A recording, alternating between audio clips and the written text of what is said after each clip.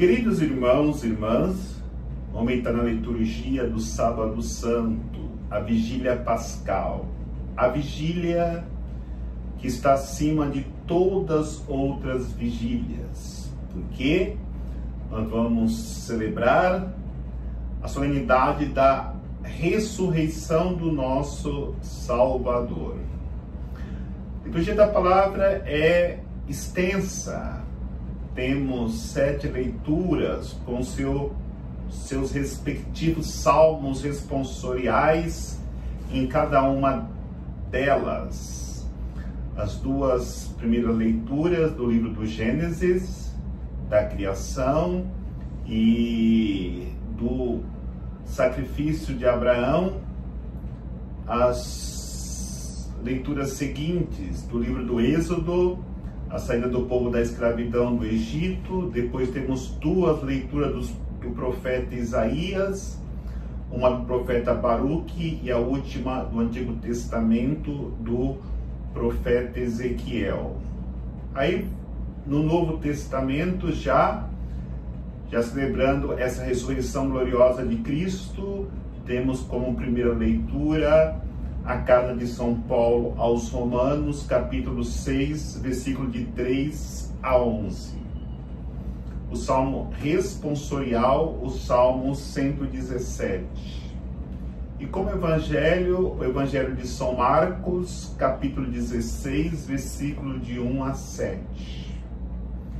Como já podemos perceber pela longa liturgia da palavra, que esta missa, esta vigília é muito peculiar. E na realidade, talvez dentro de nós esteja um questionamento, uma pergunta que muito antes de Jesus vir ao mundo, provavelmente 4.000 anos antes, os filhos faziam para o pai este questionamento: por que esta noite é uma noite diferente? A missa, a vigília do Sábado Santo, de fato é uma noite diferente. Basta olharmos os sinais. Porque a missa inicia-se com a bênção do fogo novo? Porque a missa inicia-se fora da igreja? Porque a missa inicia-se com as luzes apagadas da igreja? Porque tantas leituras nesta missa? As crianças, já na Páscoa antiga, faziam estes questionamentos aos seus pais, querendo compreender por que aquela noite, porque aquele rito, aquela celebração era diferente. E aí, cada um como filhos querem perguntar para o pai porque essa missa da vigília pascal é diferente. Aí poderemos recorrer a leituras para explicar por que esta noite é diferente, já entendendo que a intenção é contar a longa história da salvação que Deus fez com seu povo na caminhada até a Terra Prometida, e consequentemente hoje nós desejamos, com a ressurreição de Cristo, também sermos introduzidos na Terra Prometida. Não mais uma terra que mana leite e mel, mas uma terra que nós iremos adorar. Vamos glorificar, vamos viver a alegria eterna que é o céu. Por isso, como os pais lá no Antigo Testamento, na Páscoa antiga, explicava para os filhos, eu quero nessa homilia explicar por que esta noite é uma noite diferente. Queridos filhos, recordamos, na primeira leitura já nos ensina que Deus criou o mundo, Deus criou tudo e foi criando. Faça-se a luz, faça-se o dia, faça o grande luzeiro, faça o pequeno luzeiro para presidir a noite, e ainda disse: façamos o homem a nossa imagem e semelhança. E deu para o homem a graça de dominar sobre toda a criação. E disse: crescei e multiplicai-vos. E Deus viu que tudo era bom. Mas nós sabemos, nossos pais pecaram, Adão e Eva.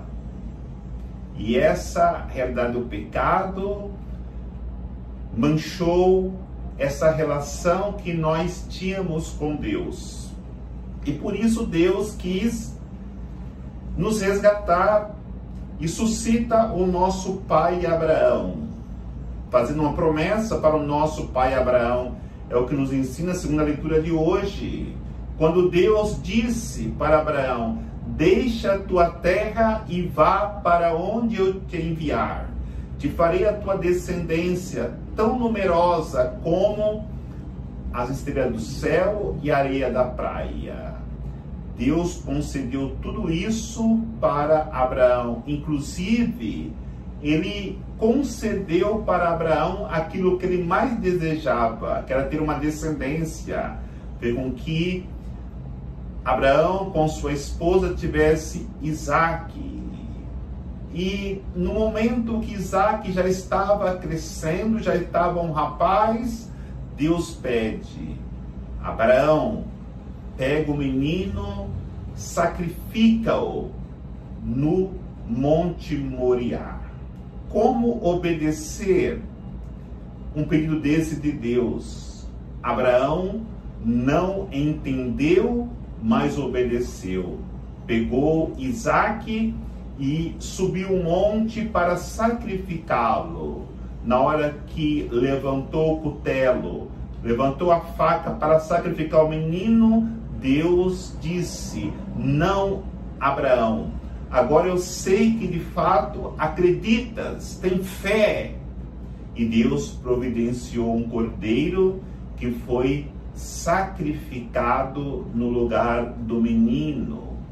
É claro que na história da salvação, esta leitura já prefigura que Deus providenciará um cordeiro, que é seu filho, para ser sacrificado em nossos lugares por causa das nossas faltas, dos nossos pecados.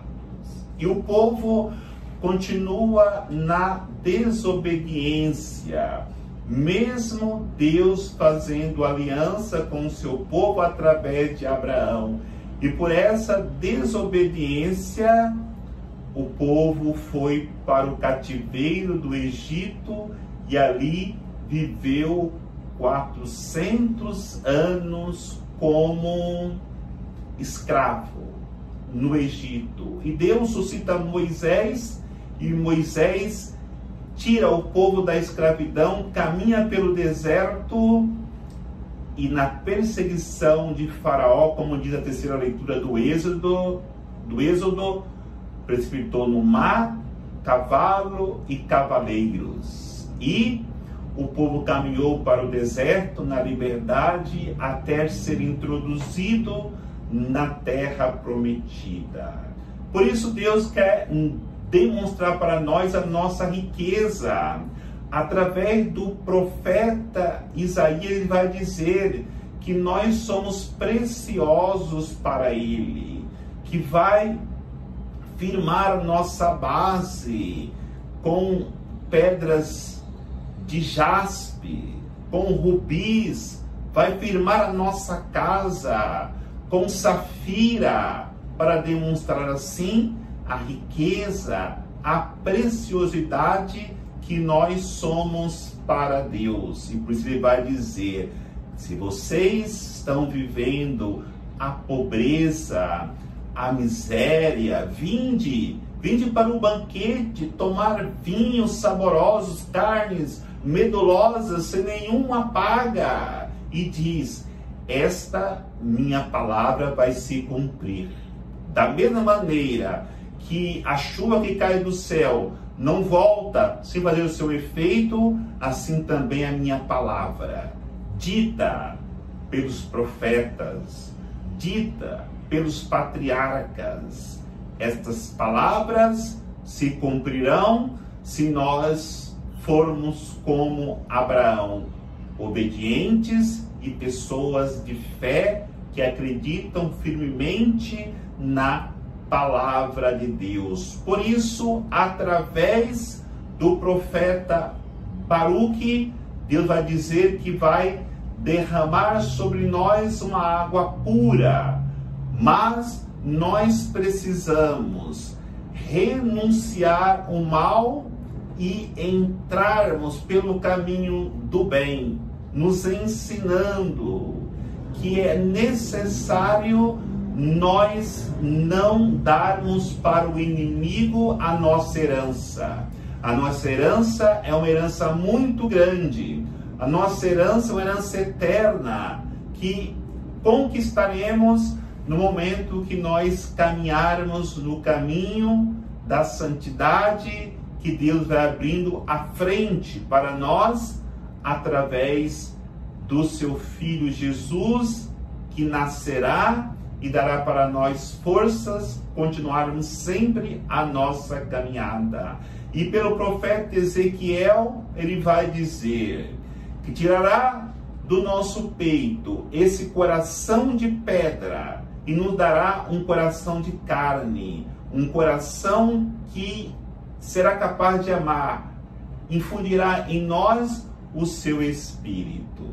Queridos irmãos, esta é a história da nossa salvação. Por isso que essa noite é uma noite diferente. E nessa noite nós iremos renovar o nosso batismo, renovar as nossas promessas batismais, renunciando a Satanás e professando a nossa fé.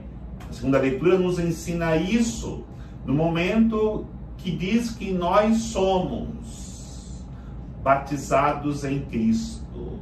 Se batizados em Cristo, nós morremos para o pecado e ressuscitamos para uma vida nova, vivendo com muita alegria a nossa nova condição de filho de Deus, recebida pelo batismo através da paixão, morte e ressurreição de Cristo. Quando nós fizermos esta experiência que Deus preparou para nós, para a nossa salvação, nós faremos como estas mulheres do Evangelho de hoje, que haviam constatado que Jesus havia sido crucificado, que Jesus havia sido sepultado, mas de madrugada elas foram ao sepulcro para chorar o seu Senhor, mas no entanto o coração dessas mulheres, pelo amor que elas sentiam por Cristo, ainda estavam cheios de esperança. Quando chegam no túmulo, a pedra está removida, está o anjo ali presente, nos demonstrando que Deus pode fazer o impossível na vida daqueles que são obedientes à sua vontade. O Cristo foi sempre obediente ao Pai. O Cristo fez sempre a vontade do Pai.